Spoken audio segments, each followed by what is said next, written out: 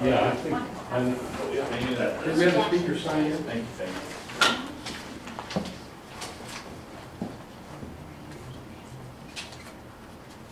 For the employees meeting? Yes. Okay. Yeah, we're doing it, the annual food drive. So we put a donation box out in the lobbies. And then each of the schools, I don't know what we do to high schools, but I think those are 3 elements. Yeah, we just do the, Elementary schools. we just do the elementary. All 4 of the elementary schools. Oh, no, they're up for it. Okay, I got 3 here. Do we have people at Mesquite who want to speak? Do we call the order yet? No, we have. I just wanted to be in. Okay. Looks like we have 2. It looks like it's 4 o'clock. It's time to call the order. The meeting's been posted. I call the meeting to order. I'm looking for an approval of the previous minutes held August 15, 2012. You've had those in advance. Do I get a motion to approve those minutes? I have a motion to approve. Do I have a second? I'll second. I have a second. Any question, discussion? Hearing none, I'll have a call for the question. All those in favor? Aye. Any opposed? Motion carries. That brings us to public comments. Note that we're limiting the comments to 3 minutes per person. I have 3 people here who have signed up to speak. What do we have in Mesquite?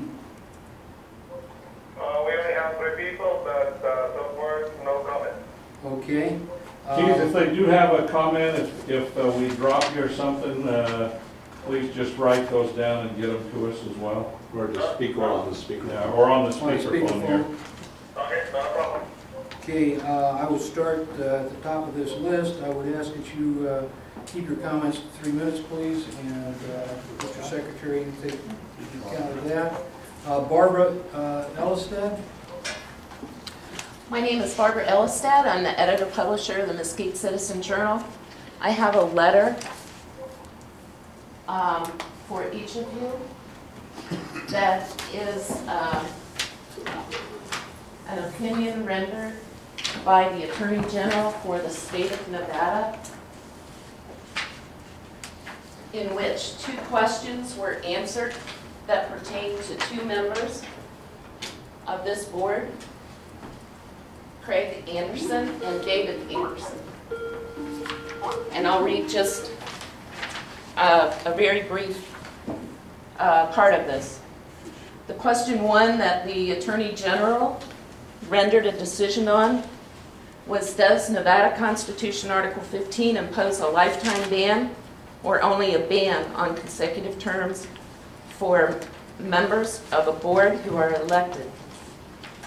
The conclusion that she wrote, and you can read it more in depth, is Nevada Constitution Article 15 imposes a lifetime ban on re-election when a person has served or will have served at the end of his current term 12 years or more. Question 2, does Nevada Constitution Article 15 prevent a person from being re-elected to a different seat of the same local governing body on which he has already served 12 or more years? As part of the answer, the Attorney General of the state of Nevada said, the term local governing body does not identify a particular office or seat. It instead refers to an institution. Accordingly, it appears that the plain language of the Constitution prohibits a person from being re-elected to the body as a whole, regardless of which seat the person would serve in.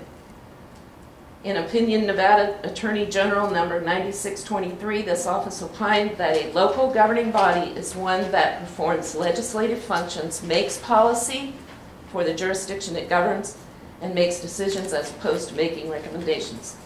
The conclusion is, of the Attorney General, Nevada Constitution Article 15 prevents a person from being re-elected to a different seat of the same local governing body on which he has served 12 or more years.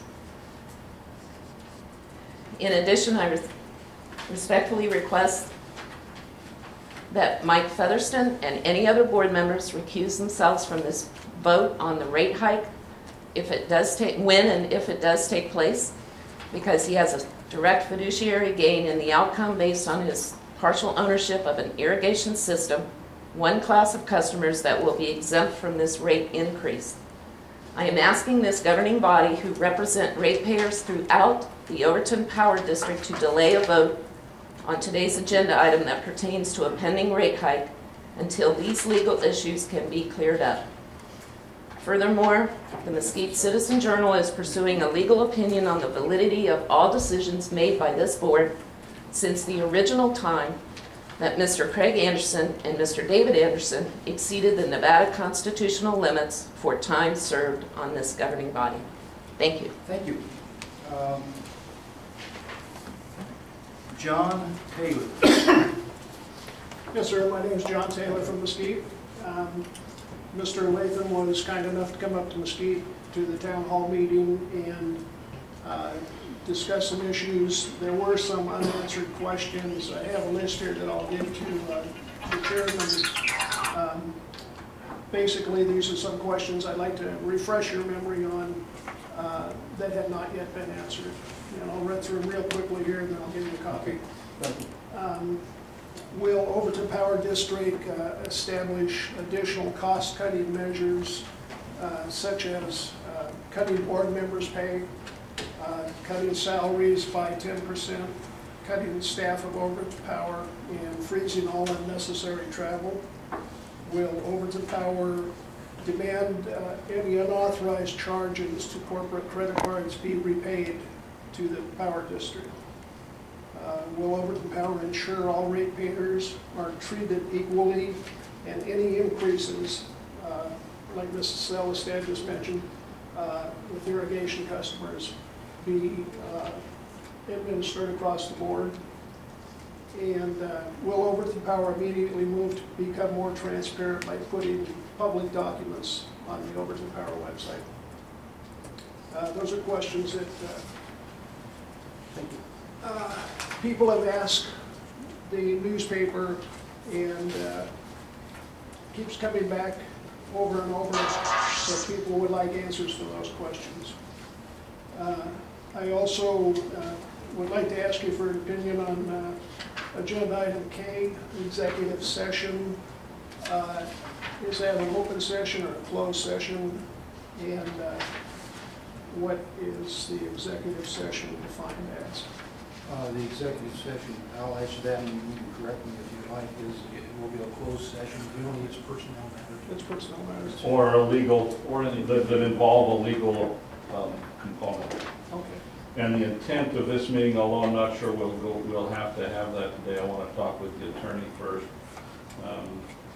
is a WEC compliance issue that we have. Okay. A WEC reporting issue, I should say, not compliance, a WEC reporting. WEC is the Western Energy Coordinating Council that sets standards that the utility operates under.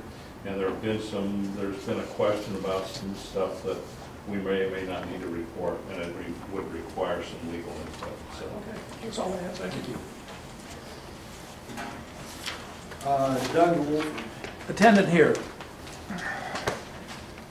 Gentlemen, ladies, I would implore upon this reputable board to delay any decisions or any actions or any rate hikes at this time until the absolute validity of this board membership is established and all investigations are complete. Thank you.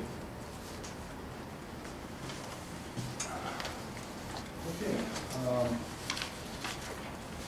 Any other comments? We are very happy to take public hearing with Peter. Will like comment?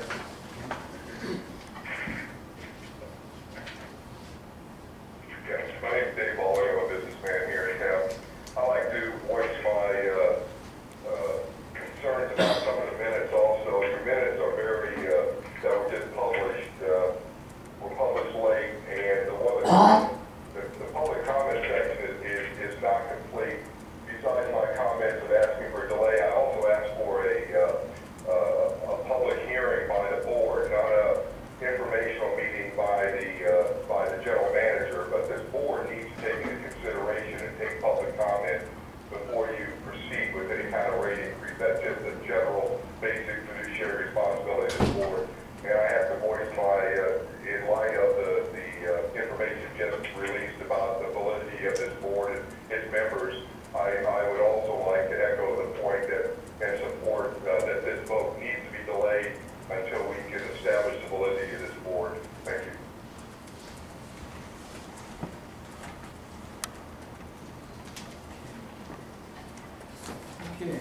That brings us to item D, review and possible approval. Chairman, would it be possible to move item K to the next item? To the agenda? If it's the wish of this board, we certainly can. What is the wish of the board? We've got a request to move item K to up. You want to make a motion? No objection here, no objection here. All right. Then at this point, we need to move into a closed session. We'd have to ask the individuals to leave, please, and leave us with the chairman and our